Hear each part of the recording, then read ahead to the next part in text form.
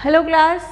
तो पिछले वीडियो में हम लोग न्यूमेरिकल्स कर चुके थे, किस तरह से आपका मिरर फॉर्मूला निकला था, आप किस तरह से न्यूमेरिकल करते हो जब ऑब्जेक्ट आपका कहाँ प्लेस हो, और वी यू और मैग्निफिकेशन के हिसाब से फॉर्मूले कर चुके हैं, न्यूमेरिकल्स कर चुके हैं हम। अब आपको और न्यूमेरिकल्स दिए थे मैंने करने के लिए, जो आपकी बुक में दिए हुए हैं, आप प्लीज़ उसको करिए।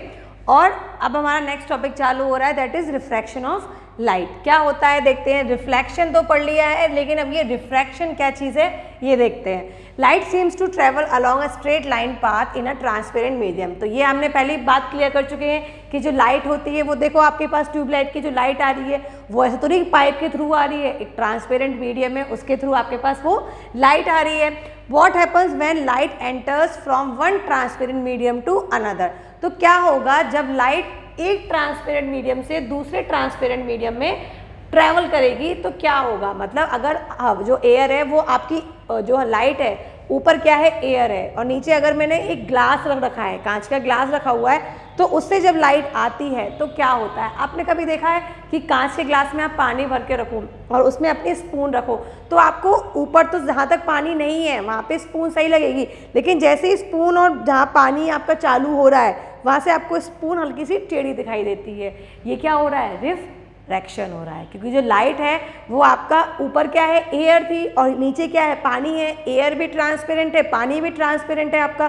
तो जब लाइट एक मीडियम से दूसरे मीडियम में जा रही है तो क्या होता है, ये रिफ्रैक्शन होता है। और हमें स्पून टेढ़ी क्यों दिखती है वो हम अभी यहाँ पता करेंगे, ठीक है। तो does it still move along a straight line और पाथ और चेंज इस डायरेक्शन। तो क्या जब एक मीडियम से दूसरे मीडियम में आती है क्या तब भी लाइट आपकी एक ही लाइन में ट्रैवल करती है, एक ही डायरेक्शन में ट्रैवल करती है, या थोड़ी सी अलग हो जाता है उसका पाथ, ठीक है। We shall recall some our day to day experience. Experiment के थ्रू हम देखते हैं। You might have observed that the bottom of tank or a pond containing water appears to be rise। आपने देखा होगा जब आपके कोई टैंक में आप देखो या पॉन्ड हो, बड़ा सा पानी का बर्तन हो, उसमें आप देखो तो पानी थोड़ा ऊपर उभरा हुआ लगता है, या अगर हम कोई चीज़ उसके अंदर डाल दें तो वो हमको लगेगी थोड़ी सी ऊपर उभरी हुई है ना।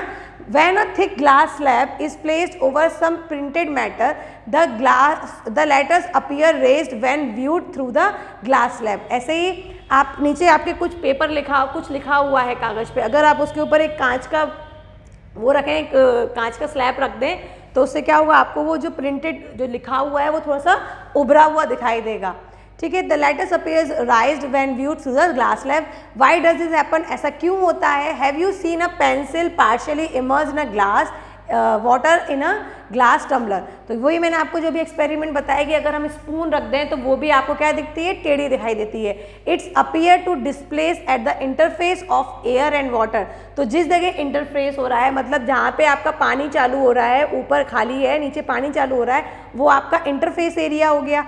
उससे क्या होता है, हमें वो चीज़ अलग दिखाई देती है। You might have observe that a lemon kept in water in a glass tumbler appear to be bigger than its actual size. और ऐसे ही क्या होता है, अगर आपके ग्लास के अंदर आप पानी में नींबू डाल दें तो वो आपको साइज उसका कंपैरेटिवली बड़ा दिखाई देता है, ठीक है। When viewed from the side, how you account for such experience। आप किस तरह से इसको एक्सप्लेन करेंगे। Let us consider the case of apparent displacement of a pencil partially immersed in a water। तो यहाँ पेंसिल दिया हुआ है, मैंने आपको स्पून का बताया था, तो इसको ही हम सॉल्व करके देखते हैं कि क्या होता है जब हमारी पेंसिल या स्पून आपकी ग्लास के पानी वाले ग्लास में डूबी हुई है। The light reaching you from the portion of pencil inside water seems to come from different direction appear to the part above water। तो जहाँ पानी, यहाँ से पेंसिल है, यहाँ आपका जितना ग्लास खाली है उतना हिस्से में क्या दिखेगा, वो आपको सही दिखेगी। और उसके बाद जैसे ही यहाँ से पानी चालू हुआ तो यहाँ से आपको हल्की सी टेढ़ी दिखाई देती है, ठीक है। This makes the pencil appear to displaced at the interface. तो उस प्लेस पे आपको जो पेंसिल है हल्की सी टेढ़ी दिखाई देगी। For similar reason the letter appear to be raise as through seen from glass slab. और इसी तरह से आपको जो लेटर्स होते हैं वो भी हल्के से उभरे हुए दिखाई देते हैं जब आप उसको ग्लास स्लैब से देखते हो। Does a pencil appear to be displace to the some extent if inserted of water. We use liquid like kerosene और ट्रम्पलिन। टारपिन जो होता है आपका वही है ट्रैम्पोटिन, ठीक है। तो जो अगर हम पानी की जगह जो आपकी पेंसिल है उसको अगर कैरोसिन या तारपीन के तेल में डुबा के रखें, क्या तब भी हमें ये सब चीज़ें दिखाई देंगी? Will the letters appear to rise of the same height if we place glass slab with a transparent plastic slab? अगर हम जो पेपर के ऊपर जो हमने कांच का स्लैब रखा था जिसकी वजह से हमको जो वर्ड्स थे वो उभरे हुए दिखाई दे रहे थे, उसकी जगह में अगर प्लास्टिक का स्लैब रख दूं, क्या तब भी मुझे वो चीज़ उभरी हुई दिखाई देगी? You will find all the extent of the effect in different form of different pair of media. तो अलग अलग मीडिया मतलब ऊपर एयर नीचे कांच या ऊपर एयर नीचे प्लास्टिक, जो एक्सपेरिमेंट हमको करने को दिया है, तो अलग अलग टाइम पे आपको अलग अलग टाइप का रिफ्रैक्शन दिखाई देगा। These observation indicate the light does not travel in a same direction in all media. और इस एक्सपेरिमेंट से हमें ये पता चला, भैया जब तक रिफ्रैक्शन पढ़ रहे थे तब तक ये पता था कि जो लाइट जो होती है वो एक ही डायरेक्शन में ट्रेवल करती है, लेकिन जब रिफ्रैक्शन हुआ कि भैया टेढ़ी क्यों हो गई, हमारी स्पून क्यों अलग दिखाई दे रही है, तब हमने ये प्रूव कर लिया कि जो लाइट होती है वो सेम डायरेक्शन में हर मीडिया में ट्रेवल नहीं कर सकती। It appears that when travelling obliquely from one medium to another the direction of propagation of light in the second medium changes। तो लाइट जब एक मीडियम से दूसरे मीडियम में जाती है तो उसका डायरेक्शन या उसका लाइट प्रोपोगेशन जो होता है वो चेंज हो जाता है। This phenomena is known as reflection of light. तो अगर रिफ्रैक्शन ऑफ लाइट कोई पूछे तो क्या बोलेंगे? When light travels from one medium to another medium its direction becomes इस डायरेक्शन चेंज, ठीक है, या the propagation of light is change, so this is called refraction of light. Let us understand this phenomena by doing some activity. तो ये activity simple है, आप daily घर में यूज़ करते हो, देखते रहते हो ये सब चीज़ें करके। चलिए अब जो मेन चीज़ है कि ऐसा क्यों होता है वो हम यहाँ पे बात करेंगे। चलिए तो क्या है?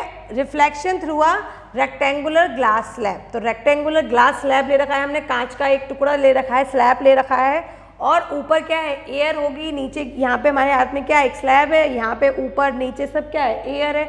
तो क्या होता है ये हम देखेंगे इसमें। चलिए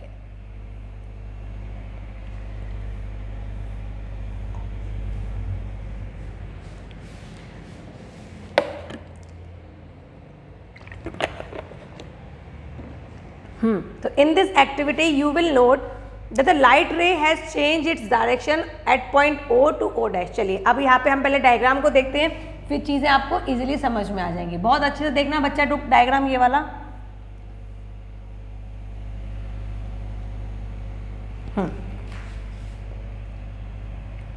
यहाँ पे आपके 2 पॉइंट देखने बहुत ज़रूरी हैं। यहाँ पे देखो, जब पहले हमारा क्या था? मीडियम एयर था और दूसरा क्या था? ये आपका ग्लास था, ठीक है। तो लाइट आपकी ऊपर से आई, एयर से आई, आप ऊपर से देख रहे हो तो ऊपर मीडियम क्या है? आपका एयर है। फिर उसके बाद आपके हाथ में क्या है? ग्लास स्लैब है। इसी तरह से इमेजिन करो कि ऊपर जो लाइट है आपकी EF, this is your incident light, और ये आपकी नॉर्मल के साथ जो एंगल बनाती है उसको हम क्या बोलते हैं? इंसिडेंट एंगल बोलते हैं, डेट इज एंगल I, ठीक है बच्चा। और ये आपका क्या है? ABCD, ये आपका एक क्या है? ग्लास स्लैब है। और इस ग्लास स्लैब के नीचे फिर क्या है? फिर से एयर होगी, ठीक है। तो जब आपका लाइट जो है एक मीडियम दैट इज हमारा मीडियम 1 दैट इज एयर और दूसरे मीडियम दैट इज ग्लास में आती है, तो बिकॉज ऑफ रिफ्रैक्शन उसका डायरेक्शन थोड़ा सा चेंज हो जाता है, लाइट का डायरेक्शन। तो आप देखिए जो आपकी लाइट है उसको जाना चाहिए था, ये देखिए ये आपका लाइट ऑफ प्रोपोगेशन इस डायरेक्शन में होना चाहिए था, ये आपकी लाइट यूं आ रही है तो उसको इसी डायरेक्शन में जाना चाहिए अकॉर्डिंग टू रिफ्लेक्शन। लेकिन क्या होता है यहाँ पे क्या हो रहा है? रिफ्लेक्शन हो रहा है और लाइट एक मीडियम से दूसरे मीडियम में जा रही है। तो इस केस में क्या होती है? लाइट टूवर्ड्स नॉर्मल की तरफ थोड़ी सी खिसक जाती है। ये आपका क्या था? नॉर्मल था, तो आपको इसको लाइट को जाना चाहिए था ऐसे, लेकिन क्या हुई? हल्की सी इधर की तरफ वो बैंड हो गई आपकी लाइट। तो क्या हुई? उसने अपना पाथ थोड़ा सा चेंज कर लिया। कब? जब वो एक मीडियम से दूसरे मीडियम में आई। पहला मीडियम हमारा एयर था, दूसरा मीडियम हमारा ग्लास था। समझ में आया? तो एंगल जो था आपका आर जो था वो आपका क्या हो गया? थोड़ा सा छोटा हो गया कंपैरेटिवली आई के। तो यहाँ पे जो एंगल आई होता है ये आपका क्या होता है? एंगल आई जो होता है वो बड़ा होता है एंगल आर से। समझ में आई ये बात? इस केस में जब आपका एयर से कहाँ जा रहा है, ग्लास में जा रहा है लाइट, ठीक है बच्चा। तो इस केस में जो आपका एंगल आई है वो आपका बड़ा होता है एंगल आर से, क्योंकि हमारा जो रिफ्लेक्शन होता था उसमें क्या होता था, ये आपका बिल्कुल बराबर होता था, इसके रिफ्लेक्शन होता था। लेकिन यहाँ पे क्या हो रहा है, रिफ्रैक्शन हो रहा है और एक मीडियम से दूसरे मीडियम में हो रहा है, इसलिए लाइट को जाना चाहिए था बिल्कुल सीधा। अगर हम कहें कि सीधे पाथ में आपकी जो लाइट है वो ट्रैवल करती है, लेकिन ऐसा नहीं होता। जब वो एक मीडियम से दूसरे मीडियम में जाती है तो थोड़ी सी क्या होती है, रिफ्रैक्ट हो जाती है, जिसकी वजह से वो आपने पाथ से हट जाती है और थोड़ी सी टूवर्ड्स नॉर्मल की तरफ मूव कर जाती है, जिसकी वजह से जो एंगल आर होता है वो एंगल आई से छोटा हो जाता है। ठीक है बच्चा, आई होप ये चीज़ क्लियर है। अब ये चीज़ हमारे सामने फिर से आ रही है, देखो कैसे आ रही है। अब ये लाइट जो आगे बढ़ी, अब इस समय ये जो आपके ग्लास स्लैब का दूसरा हिस्सा था, अब इस समय क्या हुआ, ये आपकी इंसिडेंट लाइट बन गई इस ग्लास स्लैब के लिए इस पोजीशन पे। तो ये आपका एंगल क्या बन गया, एंगल आई बन गया। फिर से ये आपका क्या बन गया, नॉर्मल बन गया। तो अब जो लाइट है जिसको इसको जाना चाहिए था ऐसे करके, तो आपका ये लाइट ऐसे करके यहाँ पे निकल गई और ये आपका एंगल क्या बन गया, एंगल R2 बन गया। अब देखिए यहाँ पे भी बेटा एक चीज़ होती है, यहाँ पे भी जो आपकी लाइट होती है ये आपका एंगल I है और यहाँ पे हमारा क्या है, ग्लास है और यहाँ पे क्या है, एयर है। तो इस केस में क्या होता है, जो आपकी लाइट जो रिफ्रैक्ट हुई है, रिफ्रैक्ट होने की वजह से ये नॉर्मल जो लाइन है उससे थोड़ी दूर चली जाती है। तो इस केस में जो एंगल आई होता है वो आपका छोटा हो जाता है एंगल आर से। बहुत इंपॉर्टेंट चीज़ है कि जब लाइट आपकी ट्रैवल करती है एयर से ग्लास में, तब आपका इंसिडेंट एंगल क्या होता है, बड़ा होता है रिफ्लेक्टेड एंगल से। लेकिन वहीं जब आपकी ग्लास से वापस से एयर में जाती है तो उसका जो एंगल होता है एंगल आई वो छोटा होता है एंगल आर से। बहुत ध्यान देने वाली बात है। तो हल्की सी क्या होती है, ये अपने पाथ से हट जाती है और वापस से इसका जो एंगल होता है वो थोड़ी सी आपको यूँ जानी चाहिए, लेकिन ऐसे की जगह वो थोड़ी सी उधर चली जाती है और ये एंगल आर क्या होता है, बढ़ जाता है। तो रिफ्लेक्शन इधर हो गया, होना चाहिए था ये वाला, लेकिन हो गया ये दूसरा वाला। ठीक है, तो ये आपका होता है रिफ्रैक्शन। और इसमें बहुत ज़्यादा ध्यान देने वाली बात है कि जब ग्लास एयर से ग्लास में जा रही है तब क्या होता है, और जब ग्लास से वापस से एयर में जाती है तो क्या होता है। इसको जब आप देखेंगे तो आपको बहुत इजीली समझ में आ जाएगी चीज़, इसमें कुछ दिक्कत वाली बात नहीं है। चैप्टर थोड़ा बड़ा है लेकिन ईजी है। ठीक है बेटा, तो यहाँ पे आपका ये टॉपिक ख़त्म हो रहा है। अगेन इसको आगे बढ़ाते हैं, देखते हैं इसमें और क्या चीज़ है। इसमें आपको लॉ दिया हुआ है रिफ्रैक्शन का, तो ये भी इम्पॉर्टेंट है आपका, ये आपको ध्यान देना है। क्या कहता है law of refraction of light, कि the incident ray, the refracted ray and the normal to the interface of two transparent media at a point of incident all lie in a same plane. तो उसमें भी यही था, यहाँ पे ही आपका incident ray है, ये आपका एक मीडियम है एयर, ये दूसरा मीडियम है आपका ग्लास।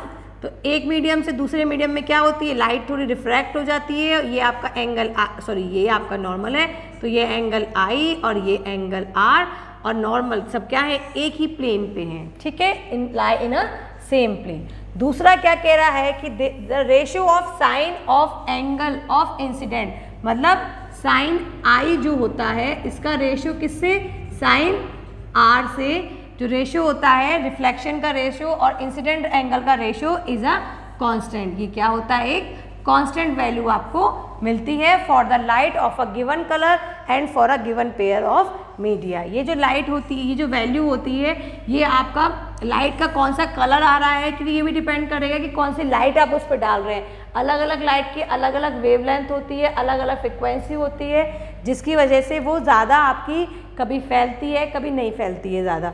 तो उसके हिसाब से क्या होता है, ये आपकी वैल्यू आपको अलग अलग मिलेगी। This law is also known as Snell's law of refraction. और ये जो सेकंड वाला पॉइंट है ये आपका इंपॉर्टेंट है, कभी कभार ये सेकंड पॉइंट आपका स्नेल लॉ ऑफ रिफ्रैक्शन के नाम से भी आ जाता है कि define Snell law of refraction.